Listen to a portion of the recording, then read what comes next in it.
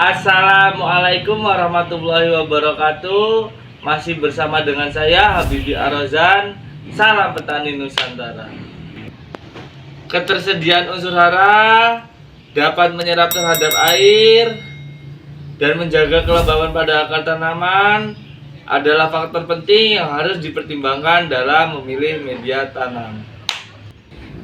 Seperti saya memilih sekam padi ini untuk dijadikan sebagai media tanam karena sekam padi ini dapat meningkatkan pH yang ada di dalam tanah.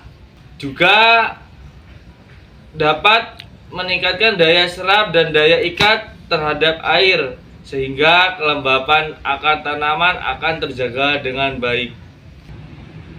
Dan sekam padi ini dapat meningkatkan pH asam, dan pH asam itu dibenci oleh gulma dan bakteri.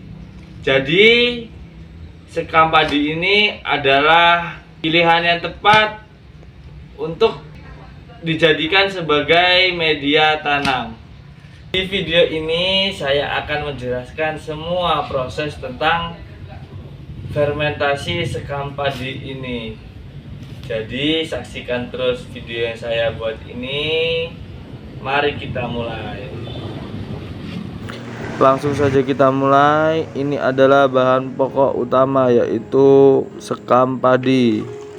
Sebelum kita memfermentasi, mari kita takar air yang akan dicampur dengan M4 dan juga molase seperti video fermentasi pupuk kandang yang sebelumnya telah saya buat.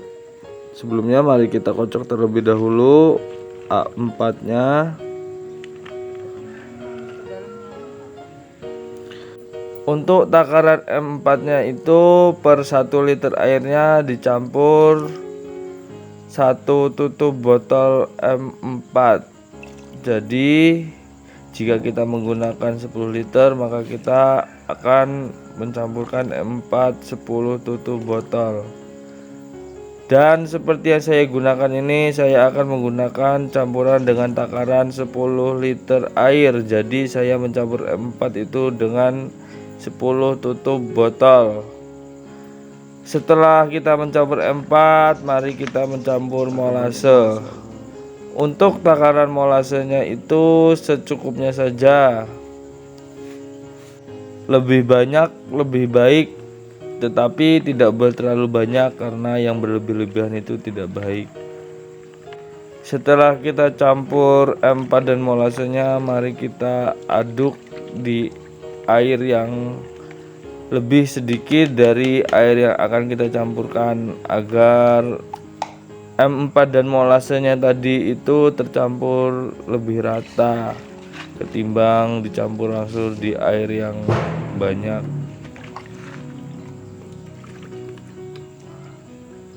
Ini proses pengadukannya seperti pengadukan pada umumnya. Jadi diaduk terlebih dahulu, lalu akan kita diamkan 15 sampai 20 menit.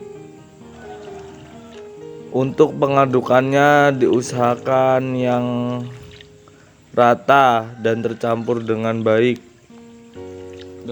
Untuk M4 yang kita gunakan ini adalah M4 khusus untuk pertanian yang berwarna kuning. Dan molase itu yang biasa dijual di pasaran. Sembari kita menunggu waktu 15 menit itu, saya akan melihat tanaman hidroponik milik saya.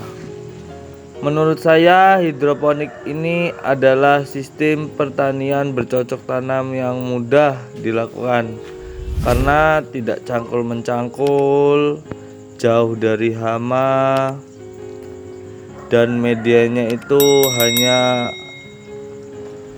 busa dan air yang mengalir, tidak menggunakan tanah. Jadi kita tidak perlu kotor-kotoran untuk bercocok tanam seperti ini.